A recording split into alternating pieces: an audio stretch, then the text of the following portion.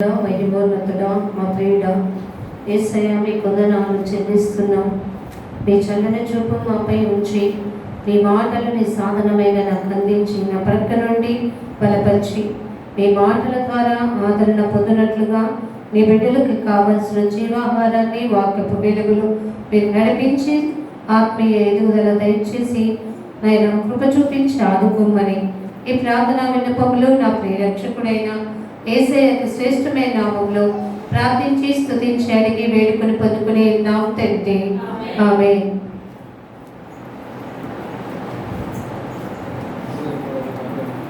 దేవుని నామానికి మహిమ కలుగును గాక. దేవుడు మనల్ని ప్రేమించి మనకి ఇచ్చిన యొక్క అమూల్యమైన సమయం దేవుని జ్ఞానంతో నిండుకొని దేవుని కృప ద్వారా మనల్ని శరీర బలము కంటే ఆత్మీయ బలంలో మనం ఎదుగుతూ ఫలిస్తూ ఉంటే ఆ ఫలితం మనల్ని ఎంతగానో అభివృద్ధి బాటలోకి నడిపిస్తుంది. ఎందుకంటే శరీర బలానికి రోగ నిరోధక శక్తికి మనము తినవలసిన తాగవలసిన బలమైన ఆహారం కానీ పానీయం కానీ తీసుకోవడంలో ఏమాత్రమూ వెనకంచ వేయం. మరి ఆత్మీయ ఆహార విషయంలో కూడా అదే ఆలోచన కలిగి జీవిస్తే మనం ఎదుగుతూ మరి ఇక్కడ ఫలాభివృద్ధి కలుగు చేస్తానని చెప్పిన మాట మన పట్ల కూడా అది ఆశీర్వాదకరంగా మారునట్లుగా చూద్దాం. ఇక్కడ చెప్తున్న మాట, నా సేవకుడకు యాకోబు నేను ఏర్పరచుకునే ఇశ్రాయేలు వినుము. దేవుడు ఎంత మంచిగా చెప్తున్నాడు చూసారండి. మనము కూడా పిల్లల్ని ఎప్పుడన్నా మాట వినకపోతే ఏమంటాం చెప్పండి? నేను చెప్పేది వినపడుతుందా? నా మాట విను. వినకపోతే వాళ్ళకి ఇంకా వినపడేలాగా మనం గట్టిగా సౌండ్ పెంచేనా మాట్లాడతాం. కానీ దేవుని మాటలు దేవుడు ఎప్పుడు అరిచి గద్దించి చెప్పాల్సిన అవసరం లేదండి. ఆయన మాటలు నెమ్మదిగా ఉంటాయి, సూటిగా ఉంటాయి, స్తుతి మెత్తగా ఉంటాయి. వినకపోతే దానికి తగిన కొరడా కూడా బలమైనదిగా ఉంటుంది. ఇక్కడ అంటున్నాడు, నా సేవకుడైన యాకోబు. యాకోబు ఎవరు కొడుకండి?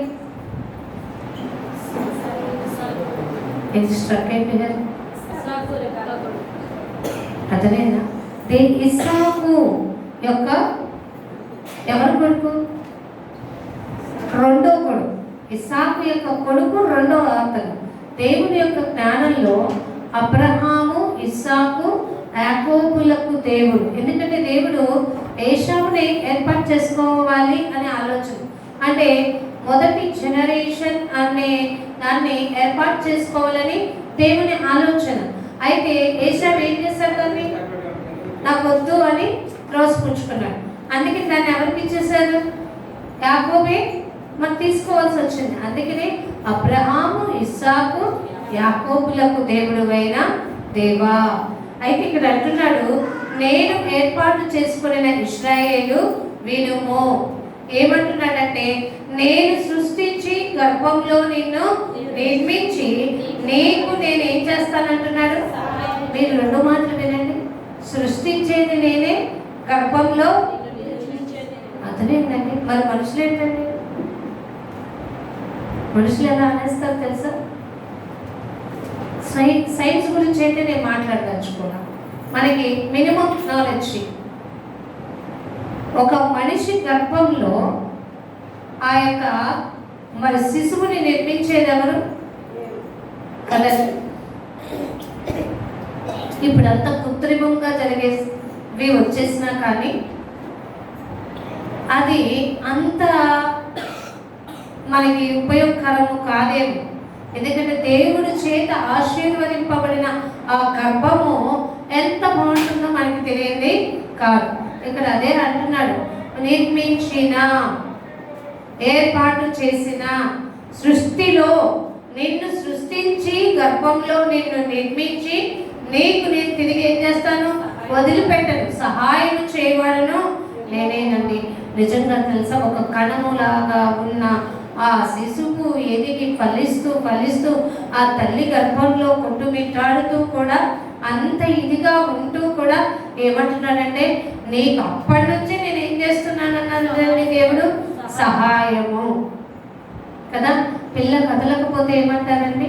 లోపల కనుక వాడు యాక్టివ్గా తిరగకపోతే ఆ బేబీ ఏమంటారు, ఏదో డేంజర్ సిగ్నల్ వినిపిస్తుంది. ఎందుకంటే ఓపెన్గా మనకి చెప్పలేదు కదా కదండి. ఆ డేంజర్ సిగ్నల్ ద్వారానే ఏం చేస్తారు, ఏమైందని కనుక్కుంటాం. కానీ ఇక్కడ అంటున్నాడు, నిర్మించా, నేను ఏర్పాటు చేశా, సృష్టిలో ఒకటిగా ఉంచా, మళ్ళీ నేను నీకు తిరిగి సహాయం. దేవుడు ఎంత గొప్పవాడో తెలుసా. మనుషులు మరి తల్లి కన్నా కానీ వాళ్ళ కుటుంబంలో మనుషులైనా కానీ ఏదో ఒక రోజు డెఫినెట్గా ఏం చేస్తారు, దూరం అవుతారు. కొన్ని పరిస్థితుల్లో అయితే మర్చిపోతారు. అయితే దేవుడు మాత్రం మొదటి నుండి మనకు చెప్తున్న మాట, నేను కాపాడువాడు కునుకడు కదండి. మనం అనుకుంటాం మనకి ఇష్టమైన వాళ్ళు మనతోనే కలకాలం ఉండాలని. వాళ్ళు మనల్ని వదిలి వెళ్ళిపోతే మనం తట్టుకోలేని భారమైన పరిస్థితిని ఏదో కోల్పోయినట్టుగా బాధపడతాం. అసలు విషయం ఏంటో తెలుసా, నిన్ను సృజించింది ఎవరు, నిన్ను పుట్టించింది ఎవరు, నీకు సహాయం చేస్తుంది ఎవరు, మరి వాడిని నేను నిర్లక్ష్య పెడుతున్నావే. మరి దేవుడు ఎంత బాధిస్తున్నాడో ఆలోచించగలను. నీకు సహాయం చేయవాడను నేనే అని దేవుడునని తనకు తాను మనల్ని పరిచయం చేసుకొని ఏమంట, యెహోవా ఇలాగూ సెలవిస్తున్నాడు. ఆలోచించారండి.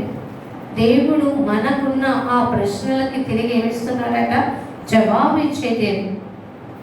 ఏమని ఇక్కడ చూడండి ఎంత భరోసాగా అంటున్నాడు, నా సేవకుడు యాకోబు నేను ఏర్పరచుకున్న షోరూము. ఏమంటున్నాడు, భయపడకు. ఎంత ఎంత ధైర్యం అంటే, ఎంత ఆదరణ అంటే, నీకు సృష్టిలో నేను నిర్మించి గర్భంలో నీకు సహాయం చేసి తిరిగి బయటకు వచ్చాక నేను ఏం చేస్తున్నాను, భయపడకు. ఆలోచించారండి. భయపడకు, దిగులు పడకు, నేను నీకు తోడై ఉంటా, నేను నిన్ను ఆదరిస్తా, నా నీతి అనే నా దక్షిణ హస్తంతో నేను నిన్ను ఆదుకుందును అని యెషయా గ్రంథం 41వ అధ్యాయం 10వ వచనంలో దేవుడు మరి తెలియపరుస్తూ ఉంటారు. అదే మాట బైబిల్ చదువుతున్న మనకి కూడా ఆ యొక్క ఆజ్ఞ ఒక విధంగా ధైర్యాన్ని కలుగపరుస్తుంది. తప్పకుండా దేవుడు మనల్ని విడిచిపెట్టడు. తప్పకుండా దేవుడు మనల్ని మరి ఒంటరిగా వదిలి వేయడు. దేవుడు ఎప్పుడు మనల్ని ఆదుకుంటారు, బలపరుస్తారు, సహాయం చేస్తారు, తోడుగా ఉంటారు. అదే ఇక్కడ చెప్తున్నాను కదా, నేనే నీకు రిప్లై ఇస్తున్నా, నేనే నీకు సమాధానం చెప్తున్నా. ఏమనంటే భయపడుకోమని. ఒక పసివాడిని మరి తల్లి కానీ పిల్లలు కానీ ఎత్తుకున్నప్పుడు ఏం చేస్తారు చెప్పండి, వాడికి ధైర్యం ఎలా చెప్తారండి? నేనున్నాను అని చెప్పి ఏం చేస్తారు తెలుసా, వాళ్ళ చెయ్యి మరి వీపుని తడుతూ ఏమంటారు, వాడికి అర్థమవుతుందో లేదో అన్నట్టుగా ఏమంటారు, నేనున్నాను కదా, నువ్వు భయపడమాకు, నేనున్నాను కదా, నువ్వు మేమ్మను కదా. వాడికి తెలుస్తుందా? కానీ నువ్వు చలిచే ఆ దెబ్బ వాళ్ళకి ఏం చేస్తుందో చెప్పండి, ధైర్యాన్ని. దేవుడు కూడా మనకి అదే ధైర్యాన్ని చెప్తున్నారు కదా, సహాయం చేసి భయపడకని చెప్పి ధైర్యాన్ని చెప్పి ఎంతలా చేస్తూ. ఎందుకంటే ఈ యెషయా గ్రంథంలో 44వ అధ్యాయంలో 1 నుంచి 5 వరకు వీళ్ళకి మరి చెప్తూ వాళ్ళకి ఇవ్వబోయే ఆశీర్వాదం ఎంత బాగుంటుందో చూడండి. అంటున్నాడు, నేను దప్పికల వారి మీద నీళ్లను, ఎండిన భూమి మీద ప్రవాహ జలములను. ఏమంటే ఇది సాధ్యమైందండి. నేను దప్పిక మరి గలవారి మీద ఏం చేస్తానంటున్నాడు, నీళ్ళను. ఇప్పుడు దప్పికతో అల్లాడిపోయింది ఒక స్త్రీ బైబిల్ గ్రంథం. ఈ దప్పికతో నేను తట్టుకోలేక చచ్చిపోవాలనుకుంది. ఎవరమ్మా కదా.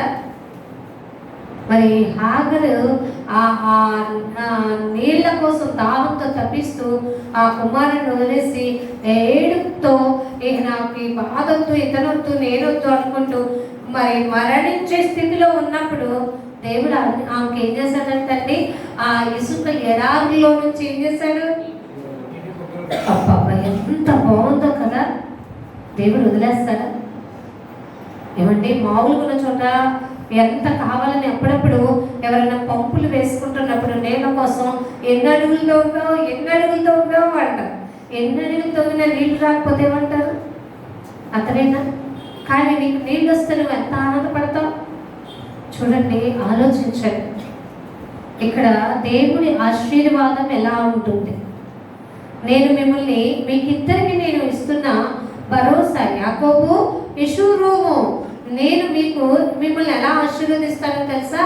ఎలా అంటే ముందు తను చేయగలిగిన దాని గురించి చెప్తున్నాడు. నేను తప్పిగల గలవారి మీద నీళ్లను, ఎండిన భూమి మీద ప్రవాహ జలములను కుమ్మరించెను. ఇక్కడ దేవుడు ఆత్మీయపరమైన మాట చెప్తున్నారు. ఇదే మాట ఇంకొక స్త్రీతో కూడా చెప్పారండి కదండి, సమరయ స్త్రీతో చెప్పారు కదా. ఏమంటున్నాడు? నేనిచ్చు నీళ్లు తాగువాడు ఎప్పటికీ కూడా. మరి ఈమె అంతకు ముందైతే ఆయన ఎవరు తెలియక ఏమందంట, ప్రభా చేదుకున్నటప్పుడు నేను ఇక్కడికి రాకుండానట్లు మళ్ళా నీళ్ళు తెచ్చుకోకుండానట్లు నాకు అదేదో ఇచ్చేయంట. ఇప్పుడైతే దేవుణ్ణి ఆ యొక్క యేసు నేను కనుగొన్నవాడు, నేను వెతుకుతున్నవాడు మెస్సయ్య ఇతనే కాదా అని ఎప్పుడైతే గుర్తించిందో ఆ యొక్క ఆత్మ దాహాన్ని దేవుడు తీర్చగలడని ఎంత జ్ఞానంతో ఎదిగిందండి. ఆలోచించారా? దేవుడు ఏమన్నా గట్టిగా నేను చెప్పే మాట వినవాడు అని అన్నాడండి. ఎంత ప్రేమామయుడు, ఎంత సమాధానము, ఎంత మరి చెప్పే నేచర్ కూడా చాలా బాగుండేది దేవుడు చెప్పే మాట. ఆయన అందుకనే మనల్ని కూడా అన్నాడు, మీరు చెప్పే మాట కూడా ఎలా ఉండాలి? రుచిగా ఉండాలి, ఉప్పు వేసినట్టుగా ఉండాలంటే గట్టిగా అరిచేయమని కాదు. అతనేంటంటే నెమ్మదిగా చెప్పు, సూటిగా చెప్పు, చెప్పాల్సిన మాట ఏంటో కరెక్ట్గా చెప్పు. అంతేకాని డాంబికంతో, అరిచే గొంతుతో, తనువుతో మాత్రం మాట్లాడద్దు. మనం ఎదుటి వారికి ఆ మాట చెప్పినప్పుడు ఇంకోసారి వాళ్ళు మన మాటకి మనకి మర్యాద ఇచ్చే రీతిలో మన ప్రవర్తన వాళ్ళకి ఎలా ఉండాలో తెలుసా? అంగీకారంగా ఉంటున్నట్లుగా మన పద్ధతి ఉండాలి. అయితే ఇక్కడ మరి వాళ్ళిద్దరిని ఆశీర్వదిస్తానని చెప్పి అంటున్నాడు, నేను ఇంత నేల విషయంలోనే ఇంత కార్యాన్ని చేయగలను. అంతెందుకంటే ఇశ్రాయేలీల్ని మరి అరణ్య ప్రదేశాల్లో నడుస్తూ వస్తున్నప్పుడు నేల కోసం కూడా ఏం చేసేసారు? అరిచేశారు కదా. మోషే మీద సరిగేస్తుంటే మోషే మరి ఏంటి ప్రభు ఎన్నిసార్లు అని అతనే క్షమించమని అడిగిన మరి మోషే గారు దేవుడిని అడిగితే తిరిగి వాళ్ళ గురించి దేవుని దగ్గర ఏంటి ప్రభు వీళ్ళ వల్ల నేనే ఇసుకుపోయాను ఏమంటాడు? నీ ఎదురుగా ఏం కనిపిస్తుంది? నేను నీకు ఇచ్చిన చేతులు ఇచ్చింది ఏంటి? అర్థమైందండి. బండ నుండి నీళ్లను రప్పించిన దేవుడు అంటే నాకు అసాధ్యమైనది ఏదీ లేదు, సమస్తాన్ని నేను నీకు చేయగలిగిన సమర్థుడని. అయితే ఇక్కడ అంటున్నాడు కదా, అంతేకాదు నీ సంతతి మీద నా ఆత్మను వాటి అసలు మామూలుగా కాదు కదండి. ఎంత భరోసా ఇస్తున్నారో తెలుసా? మిమ్మల్ని ఆశీర్వదిస్తా, అంతేకాదు మీ సంతతి ఉందో చూసావా, మీ సంతతి మీద నా ఆత్మను. ఇక వాళ్ళు ఎలా ఉంటారో తెలుసా? వాళ్ళ ఆత్మను కుమ్మరిస్తానంటే వాళ్ళని నేను ఆ విధంగా బ్లెస్ చేస్తాను అని అర్థం. ఆలోచించారండి. ఆ బ్లెస్సింగ్ ఎలా ఉంటుందంటే అన్నారు చూడండి, నీకు పుట్టిన వారిని నేను ఆశీర్వదించను. ఎవరు చెప్తున్నారండి ఈ మాట? జనరల్గా చిన్నపిల్లల్ని ఏదైనా ఫంక్షన్ చేసుకుంటున్నప్పుడు ఏమంటారండి పెద్దవాళ్ళు? మీరు వచ్చి మా పిల్లల్ని ఏం చేయాలంటారు? ఏం చేయమంటారు తెలుసా? మీరు రావాలండి కంపల్. అమ్మమ్మో మీరు రాకపోతే ఎట్లా మీ ఆశీర్వాదం? మరి అట్లాగే దేవుని దగ్గర ఎప్పుడైనా అడిగారా? మీ పిల్లల్ని దీవించమని, వారి భవిష్యత్తుని మీ చేతుల్లో పెడుతున్నాను ప్రభా, వారిని మీరే తీర్చిదిద్దండి, ఈ లోకమాలిని మంటకుండానట్లుగా ఆయన మీరు సహాయం చేయండి అని మీ బిడ్డల గురించి మాట్లాడుతున్నారా? మీ బిడ్డలు దేవుని సన్నిధికి రాకుండా మీరు అడ్డుకుంటుంటే వాళ్ళు పతనం అవ్వటానికి, వాళ్ళు అనర్హులుగా మిగలటానికి మీరే కారకులేను. ఆలోచించండి, జాగ్రత్త. ఇక్కడ దేవుడే చెప్తున్నాడు, నేను నీ సంతతి మీద ఆత్మను కుమ్మరించి తిరిగి నేనే వారిని ఏం చేస్తానంటున్నాడు, ఆశీర్వదిస్తే ఆ ఆశీర్వాదం పొందుకున్న బిడ్డలు ఎలా ఉంటారంటండి, నీటి కాలువల యొక్క నాటబడిన ఏం చెట్లు అంటండి, నిరవంజి చెట్లు. ఈ నిరవంజి చెట్ల యొక్క ప్రాధాన్యత బైబిల్లో చాలా ఉంది. అయితే ఇక్కడ అంటున్నాడు కదా, నిరవంజి చెట్లు గడ్డిలో ఎదుగునట్లుగా వారు ఏం చేస్తారంటండి, వారు ఎదుగుదురు. ఆలోచించారా? నిరవంజి చెట్లు గడ్డిలో ఎదిగినట్లు వారు ఎదుగుదురు అంటే ఈ లోకంలో ఎంతున్నా కూడా మిమ్మల్ని నన్ను ప్రేమిస్తున్న వారిని 91వ కీర్తనలో ఎంత బాగా చెప్తారు చూడండి. లాస్ట్ వచనాల్లో ఉంటుంది 91వ కీర్తనలో, నన్ను ప్రేమించు వారిని నన్ను ప్రేమించున్నాడు కనుక నేను అతన్ని ఏం చేస్తానంటున్నాడు. మళ్ళీ చదవండి. అతడు నన్ను ప్రేమించుచున్నాడు కనుక మీరు తెలుసుకోవాలి.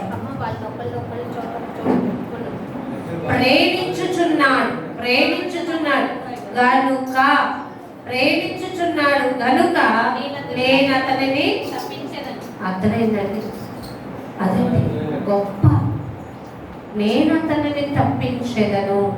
ఆలోచించారండి, తప్పించేదను. ప్రేమిస్తేనంట మనం ఏం చేస్తామంట, తప్పించేదము. ఆలోచించండి, నేను ప్రేమిస్తే దేవుడు ప్రాణహాని నుంచి మనల్ని ఏం చేస్తాడు, తప్పిస్తాడు. ఆలోచించుకోండి. దేవుని జ్ఞానముతో మనము ఎదిగి ఫలించే వారిగా ఉండాలి. ప్రేమిస్తున్నాం ఎవరిని? ఈ లోక మనుషులకి తాపత్రయపడకండి. ఎవరి కోసం తాపత్రయపడాలో తెలుసా?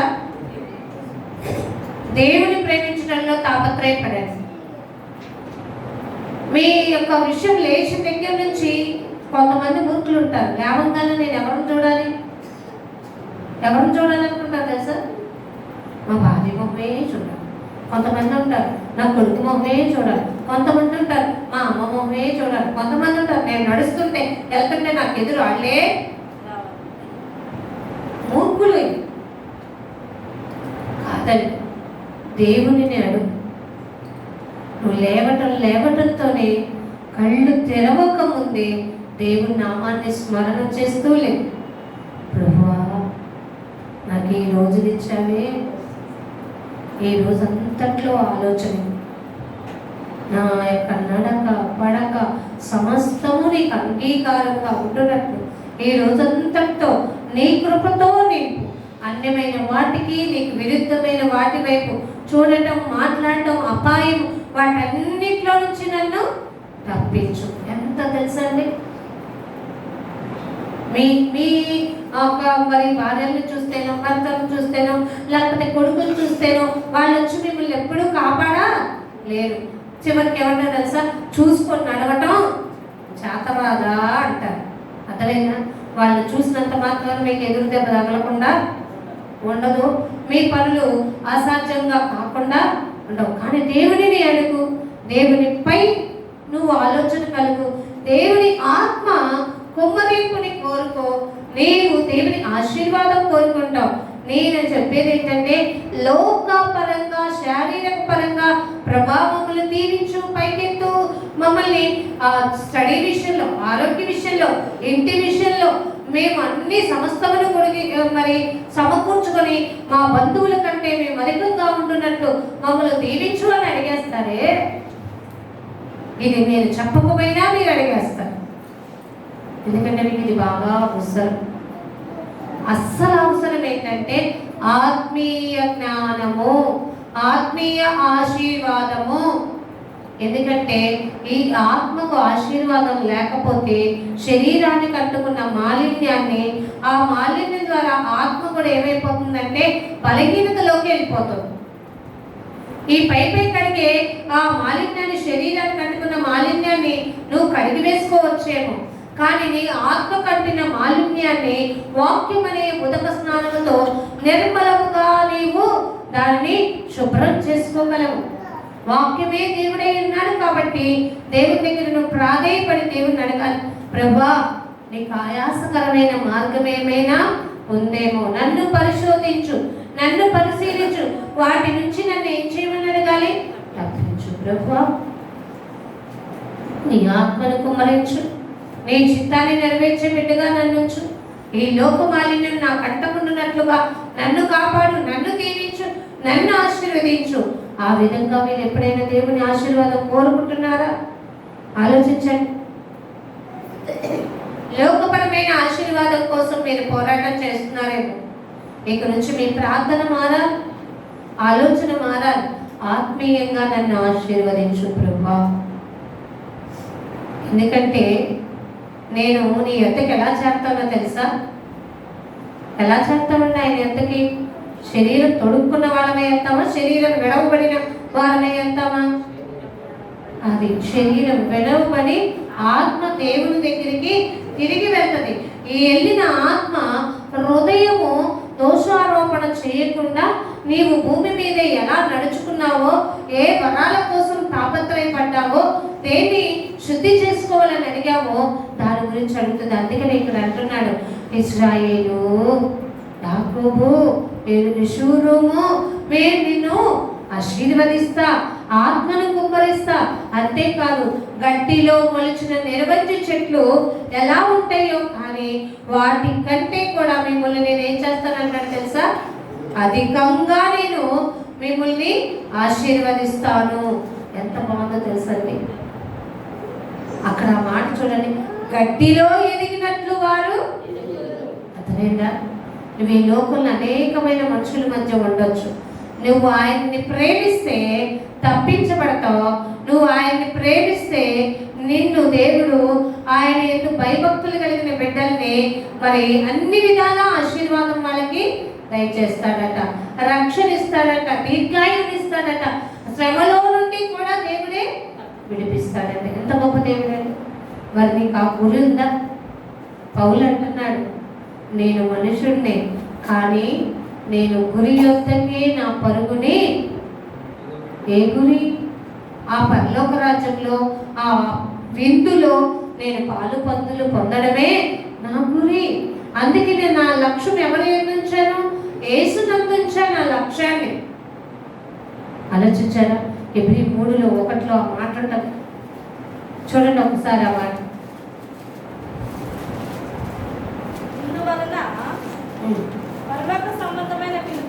పరలోక సంబంధమైన పిలుపులో అదండి, పరలోక సంబంధమైన పిలుపులో పాలు పొందిన పరిశుద్ధమైన అదేంటండి, మనం అంటాం కదా, పెళ్లి విందుకు పిలువబడిన వారులారా. ఏమండి, ఇంకా చెప్పాలంటే చాలా చాలా ఉన్నాయి కదా. పుట్టినరోజుకి పిలువబడిన వాళ్ళు, జన్మదినానికి, లేకపోతే ఇంకా చెప్తారు బారసాలకి. ఏమండి, అన్నీ పిలువబడిన వాళ్ళారా, మీరు రండి రండి రండి అని ఆనందపడతా ఉంటారు కదా. ఇక్కడ ఏమంటున్నాడు తెలుసా? పరలోక రాజ్యంలో ఏర్పాటు చేసిన పరిశుద్ధుల విందులో మీరు పిలువబడిన వారులారా, మనము ఒప్పుకొనిన దానిని అపోస్తలులను ప్రధాన యాజకుడునైన ఎవరి మీద ఉంచాలండి? ఎవరి మీద? అయ్యో, మీకు సౌండ్ తక్కువగా వస్తుంది. గట్టిగా ఆ మాట చాలా మంచి పాట కదండి. అరకపోతే ఎట్లా చెప్తారు? అరుగుతూ అంటారా? ఇవ్వండి. యేసు అనే మాట ఎంత అండి? యేసు అంటే రక్షకుడు. రక్షకుడిని కూర్చున్న మాట. నా లక్ష్యం లేదు, ఈ నెలలో నా టార్గెట్ ఉంది, ఒక అప్పు ఉంది, అది కంప్లీట్ చేయడానికి నేను ఎంత టైం శ్రమించాను. ఈ టార్గెట్ పెట్టుకునే వాళ్ళు లేరా? ఈ నెల 2-3 నెలల్లో నాకు ఒక టార్గెట్ ఉంది. ఎట్టి పరిస్థితుల్లో నేను ఏం చేయాలి? అయితే బైకు, అయితే టీవీ, అయితే వీడియో, అయితే సెల్ ఫోను, ఇంకేమన్నా ఉంటే ఒక ఫ్లాట్ ఎక్కడన్నా అమ్మే వాళ్ళు ఉంటే చూడండి, కొనేద్దాం. శరీరపరమైన లక్ష్యాలు ఎలా ఉన్నాయో చూడండి. నివసించడానికి ఉంటే చాలండి. అధికంగా కావాలని కూడా మనం కోరుకుంటాం. దేవుడిని మనం బాధ పెట్టినట్టే. ఆలోచించారండి. జాగ్రత్త. మన లక్ష్యం ఎవరి మీద ఉంచాలంట? యేసు మీద. యేసు మీద ఉంచాలి. నా లక్ష్యం, నా గురి యేసే. గురి ఎత్తికి నేను పరిగెత్తుతాను. ఎందుకంటే నేను ఎక్కడ పిలవాలో తెలుసా? పెళ్లి విందుకు పిలవపోయినా పర్లా, మీ ఇంట్లో జరిగే పుట్టినరోజు కార్యక్రమాలకు పిలవపోయినా పర్లా, కానీ నా దేవుడు నాకు ఏర్పాటు చేసిన అసలు చెప్పుకోవడానికి కూడా అది ఎంతో విలువైన అమూల్యమైన ఆ విందులో నేను పాలు పొందడం నాకు ధన్యకరం. కాబట్టి నేను ఎవరి మీద లక్ష్యం ఉంచుతా? యేసు మీద లక్ష్యం ఉంచుతా. ఎందుకంటే ఆయన మీద లక్ష్యం ఉంచితే నా ఆత్మ, మీ దేవుడు తన ఆత్మను కుమ్మరించి నన్ను ఏం చేస్తాడు తెలుసా? ఆశీర్వదిస్తాడు. ఆలోచించారండి. అందుకనే మరి కీర్తనలో 1లో కూడా ఉంటది కదా, ఆయన వాక్యాన్ని అంట దివారాత్రులు ధ్యానించువాడు. తర్వాత ఏముందో? అది కాదు, అతడు నీటి కాలువల ఎవరను నాటబడినదే ఆకు వాడదంట, కానీ తన కాలం ఏం చేస్తుందట? నిరవంచి చెట్టుకి అలా ఉంటది. ఎప్పుడు తేమ గల ప్రదేశంలోనే ఉంటదట, ఎప్పుడు చెత్త ఉండే ప్రదేశంలోనే ఉంటదట. మనం అంటాం కదా, మొక్కకి ఎక్కువ నీళ్ళు పోస్తే ఏమైపోద్ది? ఏమంటే అర్థమైంది? అది నిరవంచి చెట్టు ప్రాముఖ్యత చూడండి. ఆలోచించారా? ఆ ప్రాముఖ్యత గమనించారా? నీటి కాలువలను నాటబడినా కానీ కదల్చబడదు, ఆకు కూడా వాడదు, పచ్చగా ఉండు. ఎంత గొప్ప మాట! దేవుడి ఆశీర్వాదం ఉంటే, దేవుని ఆశీర్వాదం ఉంటే, దేవుని కుమ్మరింపు ఉంటే మనం ఏం చేస్తాం తెలుసా? బ్రతుకు దినములు ఎలా సాగించేస్తామంట? లెక్కించుకుంటూ గడిపేస్తాం. అదే లేదనుకో, బ్రతుకు దినాన్ని ఏమంట?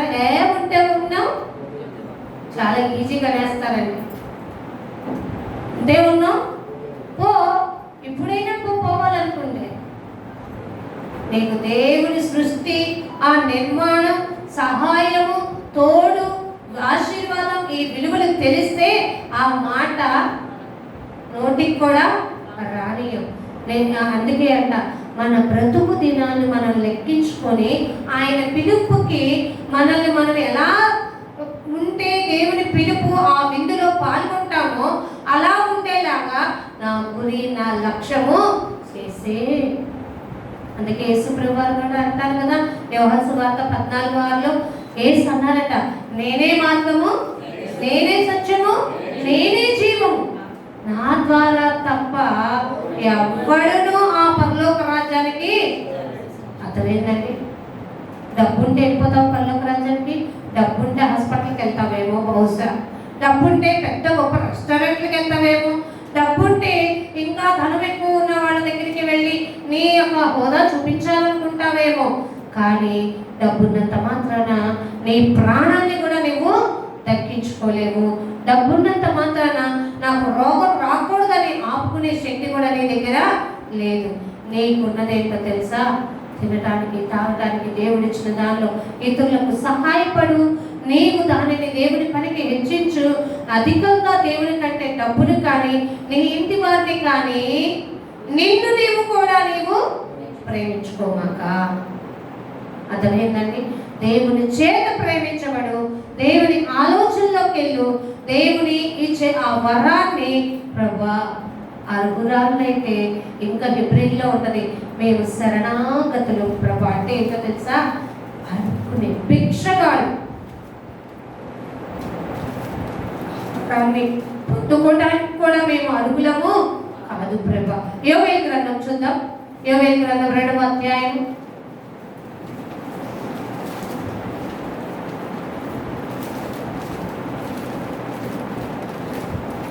2వ అధ్యాయం 8వ వచనం.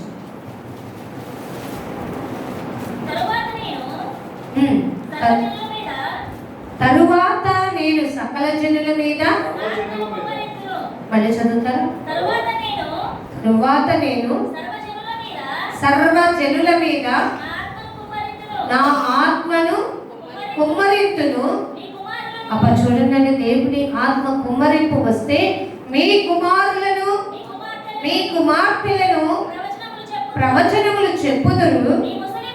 మీ ముసలివారు కలలు కందురు. మీ యవనులు దర్శనములు అర్థమైందా? దేవుని యొక్క ఆత్మ కుంపరింపు ఉంటే ఎంత బాగా ఉంటుందట. మీ ఇంట్లో అది ఎవరన్నా జరుగుతుందా? మా ఇంట్లో కళ వచ్చిందండి, వాడికి కళ వచ్చింది అనగానే కొంతమంది ఉన్నారు గబ్బా మాస్టర్కి ఫోన్ చేసేసి ఈ కళ వచ్చిందంటారు. దీని భావం ఏంటో చెప్పండి. దానియేలు గారు దేవుడు సమర్థుడని పేరు తెప్పించాడు కదా, మీరు కూడా చెప్తారా? పాస్టర్ గారు ఏమన్నా సిచ్యువేషన్ చెప్పకపోతే నన్ను ఏమనుకుంటున్నాను, చెప్తే ఎటైనా ఎవరికి మీరు సమస్తం ఎవరి దగ్గర పెట్టాలి? అర్థమైందండి. దేవుని ఆత్మ కుమ్మరింపు ఉంటే దేవుడంట మీ కుమారులకి కుమార్తెలకి వృద్ధులకి అందరికీ కూడా ఆయన దర్శనాన్ని చూపించగలడంట అండి. ఆ భాగ్యం పొందుకోవడానికి నీవు అర్హత కలిగిన విధంగా ఉండాలి అంటే నీ లక్ష్యం, నీ గురి కేవలం దేవుడై ఉండాలి. అధికంగా దేనిని ఆశించమాక. దేవుడు బలి అన్నాడు కదా, నీకేం కావాలో నాకు తెలుసు, కానీ నువ్వు నా నీతి ఏంటో, నా రాజ్యం, ఆ రాజ్యం ఉందో చూసావా, ఆ రాజ్యంలో చేరడానికి నిన్ను నువ్వు ఎలా సిద్ధపాటు అనుభవం కలిగి జీవించాలో అది నేర్చుకో అన్నాడు. ఏమండి, అర్థమైందా? అది నేర్చుకోవడానికి మనం సంసిద్ధత కలిగినట్లయితే, ఎందుకంటే ఈ 44వ అధ్యాయంలో 1 నుంచి 5 వరకు కూడా దేవుని ఆత్మ కుమ్మరింపు, దేవుని ఆశీర్వాదము వారిద్దరికి ఎలా ఇస్తానన్నాడో, అంతేకాదు ఆయన నమ్ముకున్న బిడ్డలకి అంత్యకాలంలో ఆయన వస్తున్నాడు అనే రీతిని ఈ విధంగా ఆశీర్వాదాన్ని, ఆత్మ కుమ్మరింపుని తెలియపరుస్తారట. అంతే కదండి. ఇంకొక మాట ఉంటుంది చూడండి, యోహాను సువార్త 7వ అధ్యాయంలో, యోహాను సువార్త 7వ అధ్యాయము 37వ వచనంలో, ఆ పండుగలలో మహాదినమైన అంచె దినమున యేసు నిలిచి ఎవడైనను తప్పికొనిన యెడల నా యొద్దకు వచ్చి తప్పి తీర్చుకొనవలెను. నా యందు ఇక్కడ తప్పిక అంటే ఏంటో తెలుసా అండి? దేవుని నమ్మే విషయంలో కొంతమంది అర్థమైనా విలువ తెలియదండి. వినబడతాయి, మారు మోగుతాయి చెవులకి, కానీ ఏంటో తెలుసా, మాకు వినపడట్లేదు, మాకు అమ్మ బాబాయ్ ఎంత నిర్లక్ష్యంగా ఉంటే రేపు పోయి ఆ నరకంలో నువ్వు ఎలా మండుతావో తెలుసా? మహాభయంకరమైన వేదన అది అనిపిస్తుంది మాకు. అమ్మో, అఫ్కోర్స్ మా బంధువులు చాలా మంది ఇక్కడ ఉండొచ్చు, వాళ్ళకి చెప్తాం దేవుని మాట వినండి, ఆలకించండి, రండి. ఎక్కడ మేము పనులు చేసుకొని వచ్చి సాయంత్రం వండుకొని కూర్చునేసరికి మనకేమైపోద్ది, అదైపోద్ది. రేపు దినమును చూసే అదృష్టాన్ని దేవుడు ఇవ్వకపోతే ఏమైపోద్ది? ఆలోచించాలంటే మనం బ్రతుకుంటామా? ఎందుకంటే మన ఆయువు ఏంటో తెలుసా? ఒక దినము ఒక క్షణములోనే. అది ఎప్పుడు మనం మర్చిపోతాం. ఈరోజు ఉన్నామని ఆనందపడు, రేపటి దినముకి ఉంటామో లేదో. కాబట్టి ఈరోజు సమస్తము దేవుని దగ్గర ఉండాలి. వీళ్ళు ఆత్మదాహము కలిగి ఉన్నారు. విశ్వాసము అంటే నమ్మకము. ఎవరైతే నా యందు విశ్వాసం ఉంచుతాడో వాడెవడో లేఖమును చెప్పినట్టు వాడి కడుపులో నుండి ఏమొస్తాయి తెలుసా? ఏమనదులంటండి? అంటే వాక్యం అనే జీవపు వెలుగులో జీవజలపు నదులు పారుతాయంట. అవి ఎప్పుడూ కూడా ఎండిపోవు.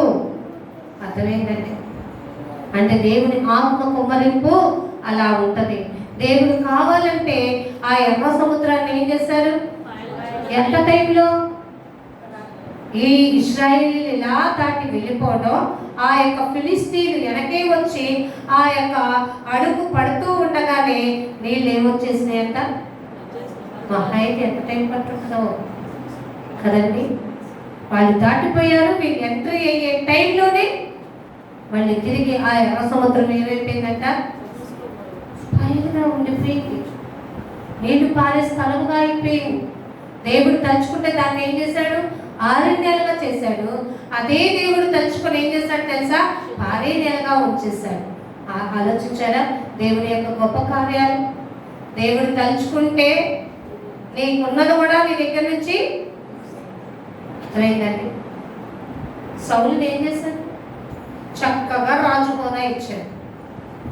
సౌలు గారు ఏం చేశారు, దేవుడు ఇచ్చిన భార్యలు కాకుండా అనేక మందిని పెట్టుకున్నాడు. అంతేకాదు విగ్రహాల్ని పూజించడం నేర్చుకున్నాడు. దానివల్ల ఏమైపోయాడంట, నాకు అయిష్టంగా ఉన్నాడు కాబట్టి అతన్ని నా దగ్గర నుంచి తీసివేసి నాకు ఇష్టమైన రాజుగా నేను ఎవరిని పెట్టేస్తాను, దావీదు. ఎందుకో తెలుసా, ఇతడు నా ఉద్దేశములని నెరవేర్చాడు కాబట్టి. ఆలోచించాడు. దేవుని యొక్క ఆలోచనలకు ఎవరైతే దగ్గర ఉంటారో వాళ్ళు దీవించబడతారండి. ఆలోచించారా? మనది ఎలాంటి బ్రతుకైనా కానీ దేవుని దగ్గరికి వస్తే మన బ్రతుకు ఏమవుతుందో తెలుసా, బాగుపడుతుంది, చక్కగా అవుతుంది, మన బ్రతుకు దీవించబడుతుంది. మనం ఎక్కడున్నా కూడా దేవుని ప్రేమ యందు వేరి పారి స్థిరపడి ఆయన ప్రేమలోని లోతును ఎత్తును గ్రహించుకోగలిగిన శక్తికి వెళ్తే నిరవంతి చెట్లు గడ్డిలో పెరిగి ఎదుగుతూ ఒక గొప్ప స్థానాన్ని సంపాదించుకున్నట్టుగా నిన్ను కూడా దేవుడు ఏం చేస్తాడు తెలుసా, నువ్వు ఎలాంటి పరిస్థితుల్లో ఉన్నా నేను తలగానే ఉంచుతాడు కానీ తోకగా ఉంచడు. నిన్ను కనపరిచే స్థితిలో ఉంచుతాడు కానీ అవమానపడే స్థితిలో నిన్ను ఉంచడు. ఎంత గొప్ప దేవుడు. అదేవిధంగా ఇక్కడ నేను మరి భరోసా ఇస్తున్నాడు దేవుడు, నేను యాకోబు యెషూరూము మిమ్మల్ని నేను ఈ విధంగా ఆశీర్వదింపగలను. అదే యెషయా గ్రంథం 44:6 చూసుకుందాం. ఎట్లా మాట చెప్తున్నారంటే, ఏమండి, ఇశ్రాయేలీయుల రాజైన యెహోవా నా విమోచకుడైన సైన్యములకు, అక్కడ ఒక మాట, విమోచకుడైన సైన్యములకు అధిపతియగు యెహోవా. విమోచకుడు అంటే ఏంటండి, విడుదల చేయగలిగిన శక్తి. సైన్యము, ఒక మహా సైన్యానికి అధిపతి అయిన దేవుడు. ఆ సైన్యం ఏంటి, దేవుని నమ్మి దేవుని కోసం తను తాను సమర్పించుకున్న మనమే ఆయన క్రీస్తు యొక్క రాయబారులము, దేవదూతలు వారి యొక్క సేనలు. అదే అంటున్నాడు కదా, ఏమని సెలవిస్తున్నాడట అండి, ఎంత బాగా చెప్తున్నాడు చూడండి. యెహోవా తనను తాను పరిచయం చేసుకునేది, నేను మొదటి వాడను కడపటి వాడను, నేను తప్ప ఏ దేవుడును. ఎంత గొప్పగా చెప్తున్నారో చూసారా. మరి మనకేంటండి, లైట్ అయిందాలే 6ంటికి లైట్ వేసారు, ఏం చేస్తారు, కాబట్టి చేయకుండా ఉండేవాళ్ళు ఎవరు లేరు. కొంతమంది కొనుక్కున్నారు. లైట్ అయిందాలే ఏంటో, లైట్కి అసలు జీవపు వెలుగున్న దేవుని ముద్దు పెట్టుకో, ఆయన కౌగిలిలోకి చేరు. లైట్ వేస్తే నువ్వు ముద్దు పెట్టేసుకుంటావు, డబ్బు పడితే దాన్ని ఏం చేయాలంట, డబ్బులు పుట్టిరా, అమ్మో ఇది పడింది కాబట్టి ఏం చేయాలి, తీసి మరి పరిశుద్ధ గ్రంథం కింద పడితే దేవుడే నిన్ను వదిలిపెట్టేస్తే ఎలా చేస్తున్నారో తెలుసండి మనుషులు. నీకు తెలుస్తున్నాయి, నేనే కడపటి వాడని మొదటి వాడని, నేను తప్ప వేరొక దేవుడు లేరు అని చెప్తున్న దేవుని వైపు తిరిగి ఆయనని అంటి పెట్టుకొని ఆయన కౌగిలిలోకి చేరి ఆయనని మరి పేతురు వలె కాదు అండి, తోమవారి వలె ముద్దు పెట్టకుండా, పేతురు వలె మోసపరచకుండా మనం జాగ్రత్తగా దేవునికి యొక్క మార్గంలో నడుచుకుంటే, అదే అంటున్నాడు కదా, మీరు మీకు కలిగిన ధైర్యాన్ని విడిచిపెట్టకండి. లోకంలో మీకు శ్రమలే కలుగును. ఏం కలుగును, మరి నాకు వద్దు అని పోటీ పెట్టుకుంటే దేవుని ఆశీర్వాదం కోల్పోట్లా. కానీ లోకాన్ని జయించిన ఘనత నాది అని దేవుడు చెప్తున్నాడని ఆలోచించారా. కృంగిపోమాక లోకంలో కలిగే శ్రమలకి, అవమానాలకి, నిరాశలకి కృంగిపోమాక. చేపలాగా ఎదురెదటం నేర్చుకో. సీతాకోక చిలుకలాగానే నీ యొక్క తత్వాన్ని విడిచిపెట్టడం నేర్చుకో. ప్రాచీన స్వభావాన్ని వదిలే, ఎప్పుడు రాయి అక్కడ వదిలిపెట్టేయండి. ఏ పాపాన్ని అక్కడ వదిలిపెట్టేయండి. అది మోసుకుంటూ వెళ్ళి మహాపాపకము తెచ్చిపెట్టుకోవద్దు. మనము దేవునికి కావలసిన వారు. దేవుడు కూడా చెప్పాడు, నేను నిన్ను విమోచించాను, మరలా నువ్వు ఆ ప్రాచీన స్వభావాన్ని వదలకుండా దాన్ని గుర్తు చేసుకుంటూ ఉంటే నేను శుద్ధి చేశానన్న మాట, నేను నిన్ను ప్రేమిస్తున్నానన్న మాట, నీ పాపములకు పరిహారం చెల్లించానన్న మాట నువ్వు విననంటే ఆలోచించాలండి. అంటే మన యొక్క జీవితంలో మొదటివాడు యేసయ్య ఉండాలి, కడపటి వారు యేసయ్య ఉండాలి. ఆయన తప్ప మనకెవరు అర్థమైందండి. చాలా మంది అంటారు, నాకేంటండి వెనక మా బంధువులు ఎంతమంది ఉన్నారు, ఎంతో మంది బంధువులు ఉన్నారు, ఉపయోగం ఏముంది? అక్కడికి రాని బంధువులు నీకు అవసరము లేదు.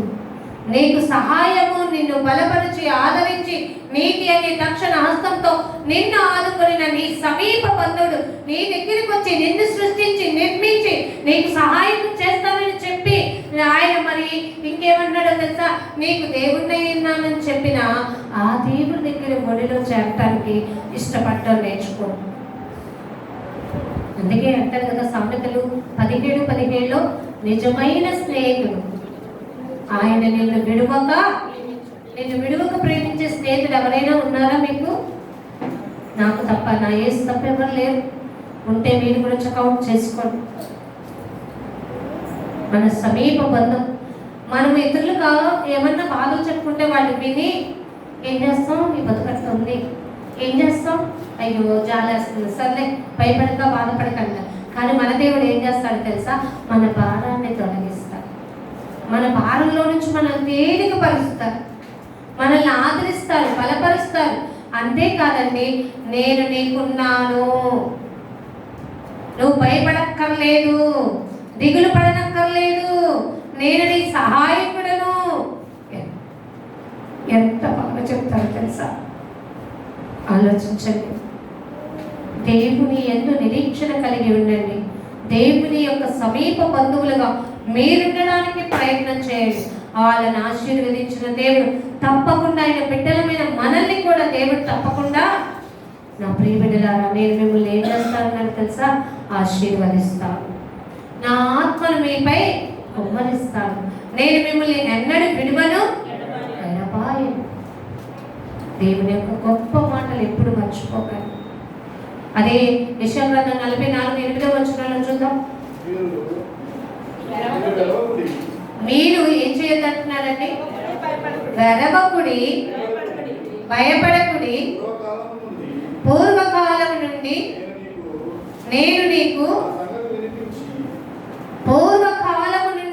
నేను నీకు ఆ సంగతి వినిపించి తెలియచేయలేదా? అబ్బా, ఏంటండి, ఎప్పటి నుంచి చెప్పారట? పూర్వకాలం అంటే మన పితరుల కాలం నుంచి కూడా నేను నిన్ను విడిచిపెట్టనని, ఆదుకుంటానని, నేను నీ దేవుణ్ణి ఉన్నానని, మీరు నా ప్రజలై ఉన్నారని నేను ఎప్పటి నుంచి చెప్తున్నా? అర్థమైందండి. పూర్వకాలం నుంచి నేను చెప్పినది నీకు తెలియలేదా? మీరే, అర్థమైందండి, మీరు కాదండి, మీరే. ఎవరంటండి? మనం క్రీస్తు సాక్షులుగా ఉండాలి. అంటే ఏంటి? ఆయన బిడ్డలమైన మనము క్రీస్తుని పోలి నడుచుకొని పరిమళ వాసనగా ఉండి, ఇదిగో ఏంటయ్యా నీలో ఇంత నీతి, ఎంత భక్తి ఏంటి, ఎంత మంచితనం ఏంటి, ఎంత ధైర్యం ఏంటి అంటే, నేను నమ్ముకున్న దేవుడు అలాంటి చూడండి. నాలో ఏం నింపాడు? ధైర్యం నింపాడు, నాలో బలము నింపాడు, నాలో శక్తిని నింపాడు, నాలో వివేచనని నింపాడు. ఆలోచించారా? ఆ యొక్క కాబట్టి నేను ఆయన సాక్షిగా ఉంటాను, మీరే నాకు సాక్షులు, నేను తప్ప వేరొక దేవుడు నాడా. మీకుంటారేమో, ఉంచుకోమాకండి. చాలా మంది అంటారు, అదే పుస్తకం కింద పడిందిరా, తొక్కితే చదివెట్టుకొచ్చిందిరా, దండం పెట్టేసుకో. ఇది నేర్పే నీవు దేవునికి భయపడి జీవించు. దేవుని యందు ఏం కలిగి ఉండు? భయభక్తులు కలిగి ఉండు. నీకు దేవుడు ఎవరై ఉన్నాడు? సర్వాధికారం కలిగిన యేసే నీ దేవుడు అని చెప్పడం తెలియటం రాకపోతే తల్లిదండ్రులారా, రేపటి దినమున దేవుని దగ్గర దోషులుగా నిలబడతారు.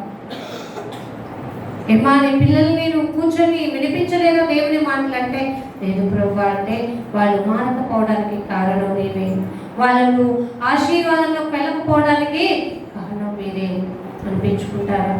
జాగ్రత్త పడండి. ద్వితీయోపదేశకాండము 40వ అధ్యాయం 4వ అధ్యాయంలోకి వెళ్దాం.